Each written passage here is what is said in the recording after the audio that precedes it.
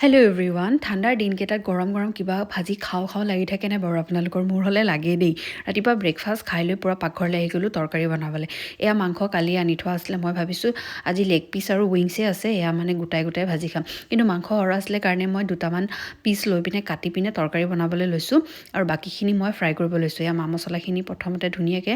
সানি লৈছোঁ মাংসখিনি যিখিনি ফ্ৰাই কৰিম এয়া ডিম এটা দিছোঁ কৰ্ণফ্ল'ৰ দিছোঁ আদা নহৰু পেষ্ট আছে জালুকৰ গুড়ি ডাৰ্ক চয়া চচ আছে এফালে আকৌ ড্ৰাই ইনগ্ৰিডিয়েণ্টছখিনিও ৰেডি কৰি লৈছোঁ ময়দা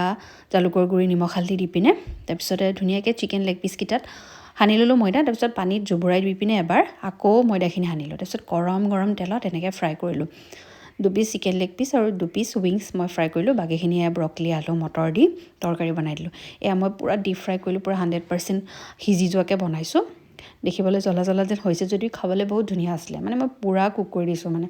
ইমান যে টেষ্টি হৈছিলে নহয় এবাৰ বনাই খাবচোন এই ঠাণ্ডা দিনকেইটাত বৰ ভাল লাগিব বাই